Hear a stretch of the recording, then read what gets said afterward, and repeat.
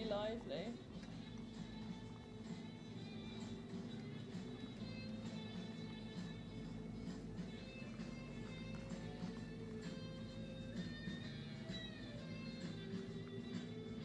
What is beer? Most of us drink it, but do we actually know what it is? Beer consists of four main products: water, barley, yeast, and malted grain.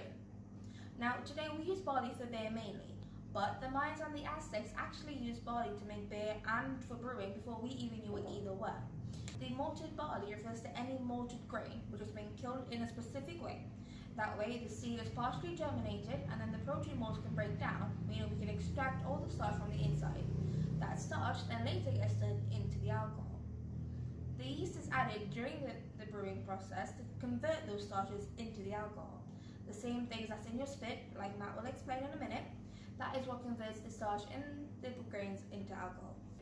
Traditionally, you'd have your regular ales, so that would be your pale ale, your bitter, and your golden. Now, today you have things ranging from things like canned ales and canned beers to mango-infused ones and all sorts. So it's not your traditional ones that you had before. Now, this means that a lot more people are getting into beer, and the beer industry has grown much more than it was 50 years ago. I'm Matt, I'm the brewer here at London Road Brewhouse. I took over here in August last year. Our second birthday was end of January this year. It's been 2 years so far.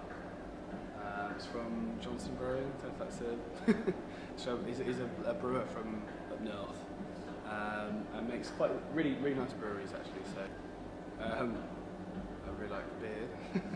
But I was a home brewer, probably started home brewing when I was about 2021, and I didn't really think about it being potentially a job, and then eventually went to a local brewery and asked if I could work for them for free for a week to see if they liked my work, and they took me on part-time for a year, so I learned a lot of my stuff there, and then moved to a different brewery, started from the bottom and moved my way up to assistant brewer, which I was there for about a year and a half, then moved here in Southampton about 3 years ago. Beer was traditionally brewed in small places, what today we would call a microbrewery. But as time went on and beer became more popular and more people wanted it, larger breweries started emerging. And then eventually companies such as Fuller's capitalised on that market, opening their mass breweries. I make 1,000 litres a time with this. Microbreweries can make something like 8,000, 10,000 litres at a time, and they're still a microbrewery. A lot of people are trying to, I think. A lot of people are opening breweries, little mini ones. That's a good question. I try and get as much variation as I can in it. So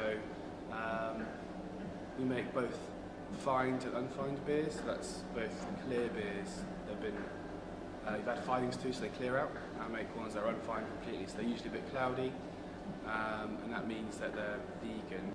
Fun fact, some beers are actually vegan. If you have a beer that's naturally cloudy, that's a vegan beer. Now what makes it not vegan is when you have a clear beer. That means it's had a fining added to it, and that comes from a fish product which is added during the brewing process. Funnily enough, that product is a thick, droopy liquid which is added in. However, there are some findings which can be added to beers to make them clear, which are vegan friendly. I also try to have a variation of different styles as well. So I like the sort of new school, big fruity, hoppy things. I like the sort of earthy, old school ones, and sort of some continental ones. I try and have the lineup as varied as possible. Living in a relatively small city such as Winchester or even Southampton, where I filmed at London Road Brewhouse, it's very important that the food we eat and the things that we drink in the places that we go out in have a local presence.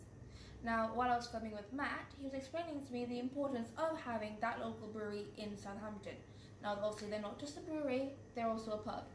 But they're not the only ones in Southampton having an impact on the community.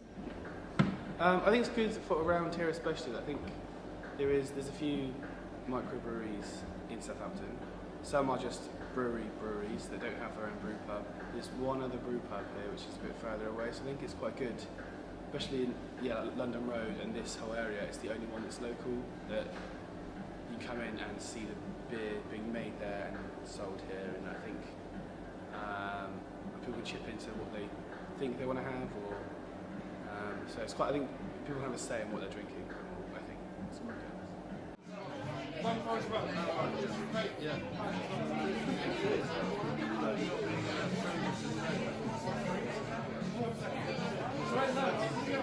And also, sometimes being in a brew pub, you have to be conscious of the fact there is people coming in to eat, and most people who come in here like the smell of brewing. You get different smells coming off of it, and some people don't. Some people are just local office people that come in for a quick bite, and the smell's there. So we sell to 2 pubs in Winchester, and 1 pub in Hayling Island, which is a bit more towards Gosport way. At the moment, we give some beer to the pub just from the corner as well. It's a Caribbean bar, so it's sort of a fruitier thing for them, and potentially another one will be taking one on soon. But I keep it quite small. I mean, it's only a small brewery, so I can't supply loads of people anyway. So after this next pub, it'll be about it. I'll give it to a local farmer. He gives it to his various cattle. So usually I give it to a farmer before. We mainly just gave it to cows. He gives it to he has pigs, and but he gives it to his horses. Apparently, I didn't think horses would like it. But horses, it's good for their gut health or something. So yeah, we give it to. It's mainly used for farming. Another brewer locally, he gives it to a company that makes biofuels. So they'll use it to make a biofuel instead. But predominantly it's farming. That's what it's used for. So Scotch India Pale Ale, usually it was made in Britain, and it's when it was like the British Raj in India, they would make the beer here and send it over to India. But to make that's by ship. So to make that journey, they'd have to increase the alcohol and increase the amount of hops you put in it, because hops are a natural preservative. So it would make it preserve for longer, and you could dry hop it as well. So put hops into the beer, and it would keep it preserved for longer. Which made it a lot hoppier, a lot more hoppy, a lot more bitter beer, which wasn't really that much of a thing at the time. So when the troops came back, or when it started to come out in England, they were used to a hoppier sort of beer. So that's India Pale Ales, depending on English or American styles, are usually a bit more bitter, a bit more malty. Pale Ales tend to be really fruity. So really fruity American hops. So American hops tend to be a lot more fruit forward, as opposed to traditional English hops are quite earthy and floral. So a traditional English IPA would be a lot more earthy and floral, as opposed to an American IPA, which would be a lot more fruity as well, but a lot more bitter and malty. American Pale Ale, just lovely and fruity and light. That's the difference. So we're making an IPA today, so it's a pale ale more than anything else. So we use pale malt, which is a base malt for pretty much all beers, but obviously similar to pale ale, we use more pale compared to the darker stuff like we would in a stout. We've also got, because we're making a low ABV IPA today, we've actually got a dextrin malt, which is it's partially unfermentable sugars in there, so it'll give us a good bit of body at the end and a bit of sweetness as well. We've also got Vienna malt, which is not actually from Germany, it's a sort of German, Austrian-based malt, which gives it a little bit of sweetness and a little bit of body as well. Not as much as the dextrin. We've also got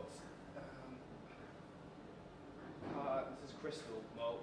It's a sort of caramel malt. As you can see, it's much darker than the pale. So this will give you sort of toffee colours, toffee flavours, and sort of caramel colours to your beer. So only a little bit in this one, but it should just give it a little bit of extra sort of malty backbone. And we're also going to use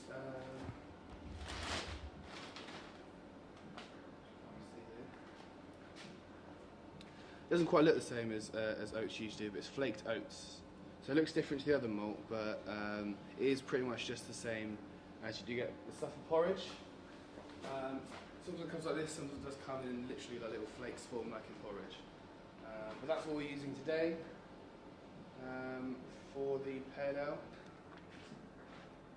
This is chocolate malt, not made from chocolate, it's still made from barley like all these are, barley oats. Except it's kilned for a longer period of time, so you'll get more chocolatey flavours coming through, thus the name chocolate. And this is basically the same, but it is just more. This is Carafa 3 or similar to black malt. This tastes more like carbon from toast, like burnt toast carbon, whereas the other one is more chocolatey. We're mashing in or doughing into the mash tun. The mash tun is just basically a large insulated vessel. We'll mix the water and the grain together into there. This means that we can convert the starch in the malt into sugar. So there's amylase in there, different sorts of amylase, the same stuff in spit, but will convert the starch to sugar. And depending on what temperature you go for, you get different sorts of sugars. So we leave that for an hour. After an hour, we'll sparge that. It's a fly sparge, so the fly sparge will essentially rinse the grain out. So it will spin around, putting hotter water on top of the mash as it's transferring, so that the mash never dries out, but it's getting heated the whole time, which means we can extract the sugar and dilute the stronger beer at the start. So when it first comes out, it's a very, very strong version of itself. At the end, it'll be a very weak version of itself. So they're all mixed together in the copper at the end, and it'll be a roundabout right ABV. So, 666. Woo! We have 68 on this one. Because it's a lower ABV beer, the risk is always just a bit thin and watery, so we want to get a higher mash temperature to give it a little bit more body and a little bit more sweetness at the end. So we're on 66.7 though, so we should have a bit more hot water in. We'll get our temperature to the correct temperature. Now we're into the copper or kettle, which is essentially just it's literally a large kettle. So there's elements in there that will heat the wort. The wort is the sugary malty liquid that we've now taken from the mash tun and put into the copper. We'll boil this for an hour. This varies from different recipe as well. I do hour for most ales. Something like a lager will tend to boil for 70 to 90 minutes, a bit longer. And it just gives it a cleaner finish at the end. We want it sterile, so when we go in and add our yeast, no other sort of bacteria will be present. It also cleans up the actual wort, so there'll be loads of different compounds in there we don't want in our final product, so we'll boil them off. It also means we can add our hops. So we put our hops into the liquid, the oil will seep out of the hop, and we'll go to the liquid, so we add our bitterness to balance the malt sweetness. It also means we can add different flavours. Different hops will add different flavours to it as well. We're now transferring into the fermenter, or FV. The fermenter is, as you might imagine, for a fermenting vessel, just lets the beer ferment and keeps it at a certain temperature. So there's a cooling jacket around the whole of the vessel, and we set temperatures on our brew panel, which will just keep it at that certain temperature.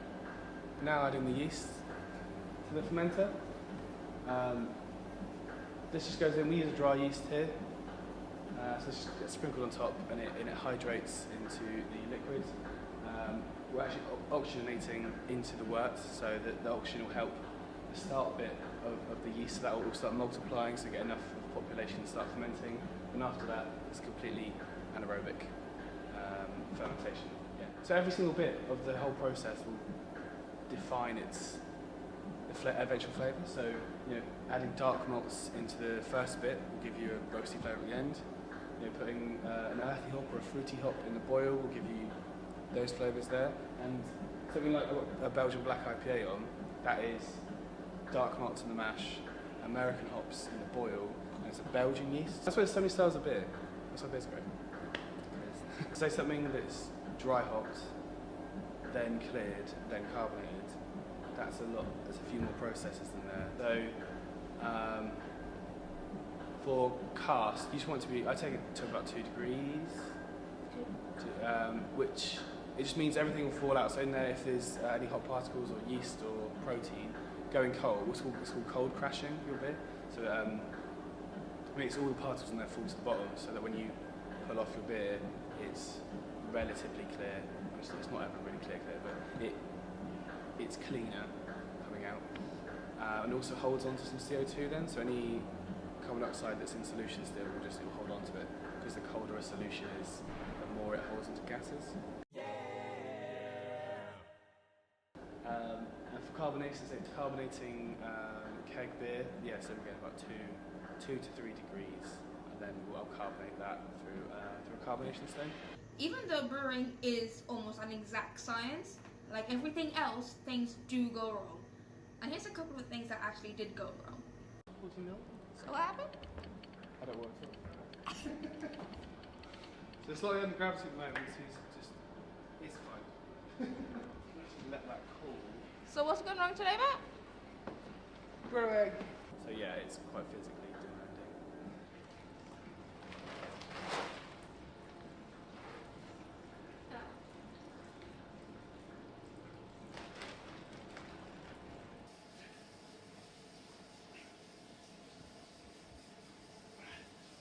And the beer's come out absolutely fine. So,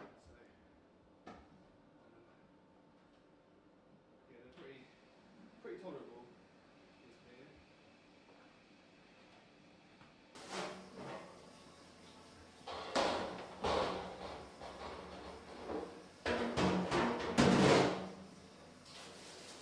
Especially, I mean, the UK is a lot more. In the last 10 years, it's increased by so many already, and more like continentally, they're getting more as well. Whereas like France wasn't as craft beery as Britain was before. I think they're starting to get a lot more as well. So I think all over the world, it's getting a lot more craft beer orientated.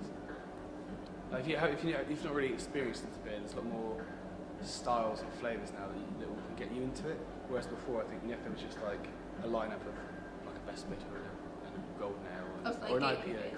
Yeah. Essentially, gateway beer. So before, where it was just like it'd be like just like hoppy and earthy, bitter, but and it was a very difficult way to get into it. Now there's like say American pale ales, more fruity. There's mango pale ales out there and fruit beers and stuff that I think get you used to certain flavours, which then can get you into the rest of it. I think for a lot more people are drinking beers. I think a lot more women are drinking beer now as well than before, which is good for everyone. There's a lot more women in brewing now as well. So. Beers have come a really long way in the past 50 years or so. Now with the wide range out there, there really isn't a reason for anybody not to give them a go. So the next time you go into your local pub, if you see something a little bit different, why not give it a try? I'm going to, even if I might not like it.